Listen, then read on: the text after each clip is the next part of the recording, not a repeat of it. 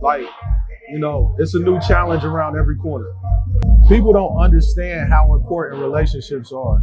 Like the information and the relationships is really the most important part of it outside of just the product itself, which is the music and what you put into the music. Having patience and being self-aware is super important. So fake it till you make it is a problem in the business. Don't get me wrong, it's not easy. Like it's not easy. It's almost mandatory that you get somebody to invest in your dream in order to get to where you're trying to go. What 14-year-old me set out to do, I get to do that for a living. My most streams are always from Indianapolis every single year of my career. You know what I mean? And like merchandise wise, I sell the most merch in my hometown by far. Like I came from battle rapping here in these little bars out on 10th and Rule, and me feeling like I was about to get, noticed by Leak Magazine and McDonald's. That was the biggest moment. The best is yet to come for me, but because of lack of information is the main reason why we ain't really broke through yet.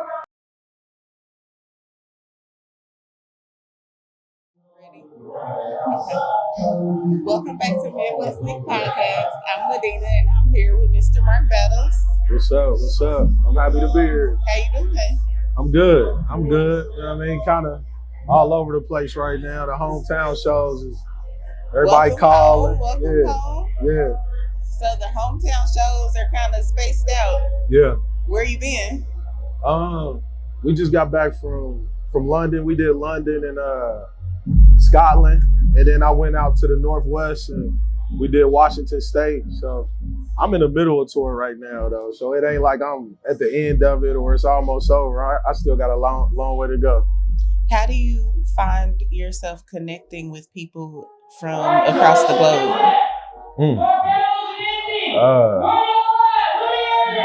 I mean, the hardest part is making sure that you just appreciate it, because I'm in such hustle mode, grind mode all the time. Sometimes I'm not really present. And this year I've been working on being more present and really trying to connect with more people when I'm traveling to different countries and getting to see the world. But as you get older, you start to appreciate it more. So now I'm really soaking in different cultures and different experiences, but it feels new to me because when I was younger, I was just ripping and running, picking up this bag, or just trying to tackle a new challenge. Like my mind was just on conquering, you know what I mean? And now I'm really trying to absorb what I'm experiencing.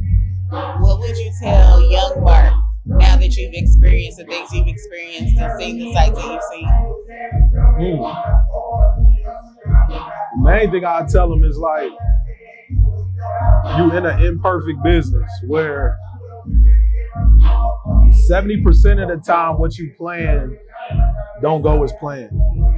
So it's hard to maintain relationships sometimes in a business like this because people that exist outside the business, they don't understand how difficult it is to just keep this thing moving. There's so many different variables that can make something go wrong where it's like, I was telling them, don't be so hard on yourself. Because even when you do everything right, like things can still fall apart. And you just got to get up and keep pushing, learn from it, grow, continue to develop as a person. But like, it's a new challenge around every corner. What would you say is the biggest misconception that people have about being connected in the music industry? I would say the biggest misconception, it's a couple of them. One is like, people don't understand how important relationships are. So I've had relationships with certain people for, 10, 15 years. And those relationships still pay dividends now, where people think that like if they got good music and they got a work ethic, that it's just gonna happen for them because of those two things. And that just ain't the case. Like it's a lot of talented people. Think about how many talented people where they can't get over the hill just because they don't got the relationships. Like the information and the relationships is really the most important part of it outside of just the product itself, which is the music and what you put into the music. But like a lot of these people don't value relationships, and ego get in the way. Soon as something go wrong, they cussing this executive out and cussing this person out. And it's like, okay, like if that's the way that you want to walk into this business, I'm telling you, you're gonna run into a lot of obstacles. So like having patience and being self-aware is super important. But patience and being as upfront as you can about your situation, so you can get help from the people that can help you. So fake it till you make it is a problem in the business, because people try to fake it to the people that can help you. And it's like, don't fake it to him. That's supposed to be for the fans. That's supposed to be for the people that's just observing. But you don't go into an office with somebody that can really help you and try to flex on them. It's like, bro, they didn't heard it all, seen it all. And people's egos get in the way, man. And, so it's like, that's probably the biggest misconception, is just thinking that you can do it by yourself. Because you can't. And even the people that seem like they did it by themselves, I've seen behind those curtains, and I know that they haven't. Everybody had help. So would you say that social currency is more valuable than money? It depends. It depends on like what subgenre of the business that you in and of music that you in. So like rap is like any other genre of music where it has like subgenres. So a certain type of rap, more trendy radio rap, social currency kind of holds more weight. In the lane that I'm in, not as much. So it's a lot more just about the purity of the music, connecting with the people, and then honestly having the genuine funding that you need to get projects done. Because a lot of the things that artists in my lane release, those, like, the fans look at it still as art and not just like as a hustle and a grind. So you can't cut corners, really. You got to really deliver something that people can connect with. Whereas it's other genres where it's really just put a dope hook on a dope beat in the right video, like, you good. In my world, that's not the case at all. So many people, they really are artists and they appreciate the art of bars. And you get to be in a lane where you have fans that appreciate that too. Like, how did you get your foot in that lane and stand in it and not succumb to, oh, I need a catchy hook, or I need a radio hit or a club hit, and you're still touring off of it, you're still making sales off of it. Right. I mean, don't get me wrong, it's not easy. Like, it's not easy because it's almost mandatory that you get somebody to invest in your dream in order to get to where you're trying to go. Whether that's a bank, whether that's a label, whether that's somebody that's just got the capital to put the money behind you. But you need help financially to make it in the business.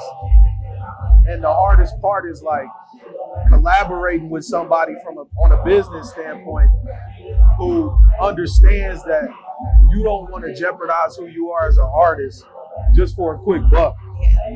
So my issue every time I used to sit down with investors was the first thing that they would say is like, all right, we need to make this kind of song. And for me, that was instantly like, nah, I'm good. I'd rather just keep trucking along because I know I'm playing the long game. And I want to be able to do what I'm doing right now, 10 years from now, 15 years from now, like Pusha T and Malice is doing the clips. They 50 years old. That's, 15, 20 years away from me, 50 plus, and like, they still doing the O2 in London right now. But it's because they didn't jeopardize what, the substance and what they stand for and what they bring to the table. Like, they ain't had a hit in 30 years, 25 years, but and they come back out and hit hard. Come on, you know what I mean? It still ain't had a top 10 song, top 15 song, but they doing an O2 Arena in London. I think they just did it or they doing it today. So it shows you like there's an avenue without playing that same song and dance that everybody else plays. How do you define success? If you would have asked me this 5 years ago, it would have been a different answer. Now it's just peace, like, comfort, knowing that my people are taken care of, and just knowing that I get to do what 14-year-old me set out to do. I get to do that for a living. So as long as my people good, my kids are good, my staff and my family is taken care of, like, that's success to me. Everything beyond that come with a lot more shit that people don't, y'all don't even want to open that door. They think they do, but it's a lot of stuff behind that door that it just ain't worth dealing with, you know? So I just want to be able to take care of my people and just put my art out there and continue to impact the world.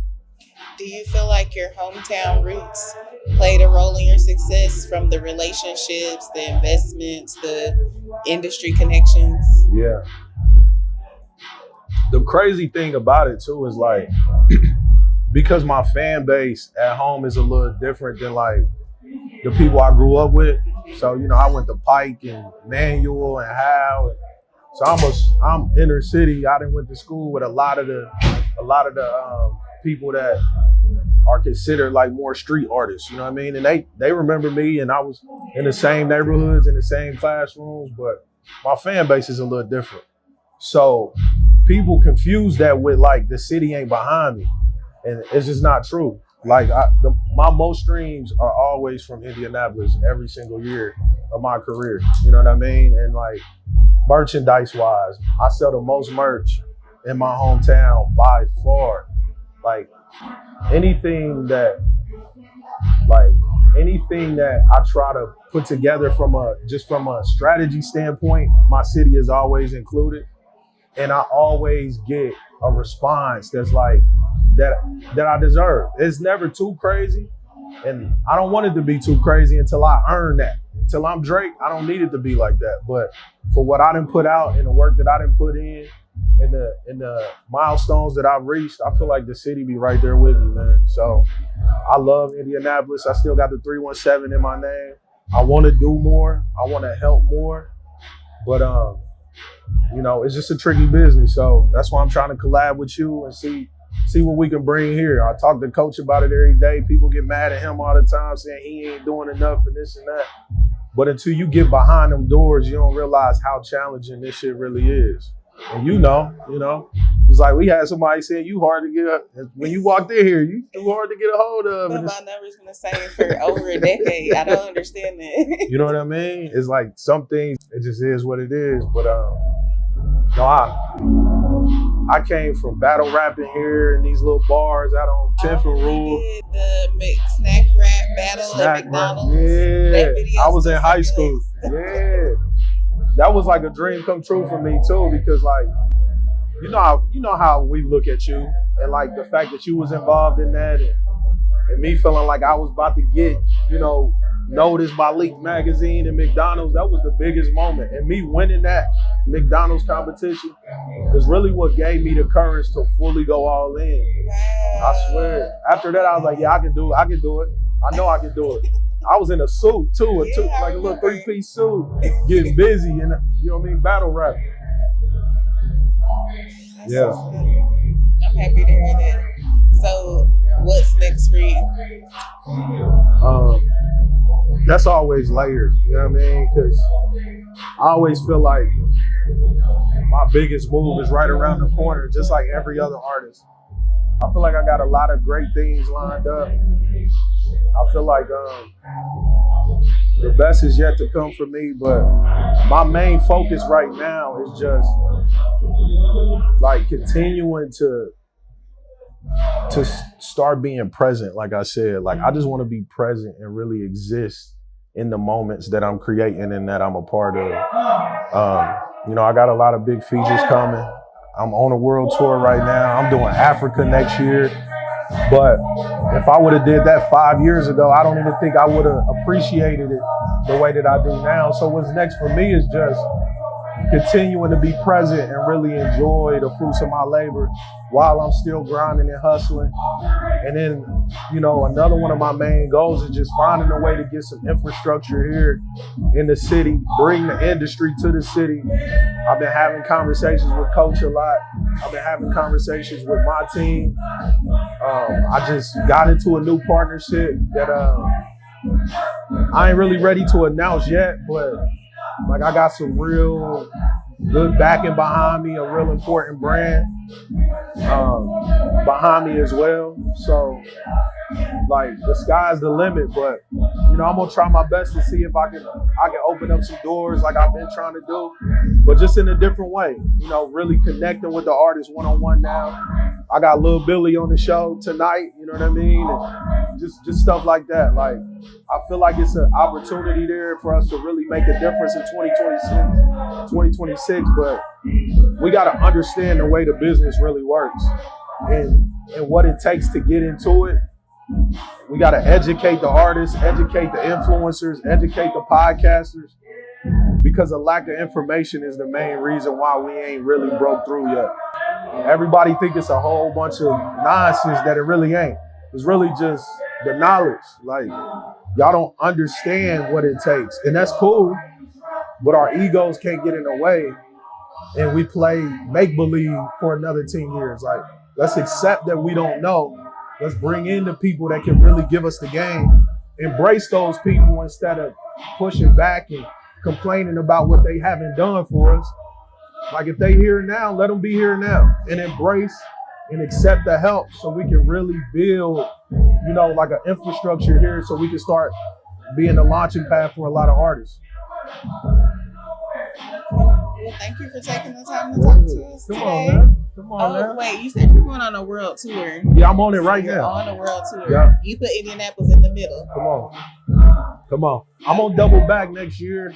You know, hopefully we doing a bigger venue. We doing it a lot bigger next year, but I wanted to just stop through, you know what I mean? And just feel that hometown love and love on my family, love on my people. It get lonely on the road sometimes, and I'm wearing two hats. Like, I'm the owner, and then I'm a partner, you know, with another owner who has invested interest now. I'm dealing with 10, 15 different people's lives and families and their problems. So I put it in the middle of the tour because I just wanted to come home and get a little bit of love, kiss on my mama a little bit, on my kids, and, you know, get some of that hometown love. Okay. Yeah. Welcome home. See you on the stage. Absolutely.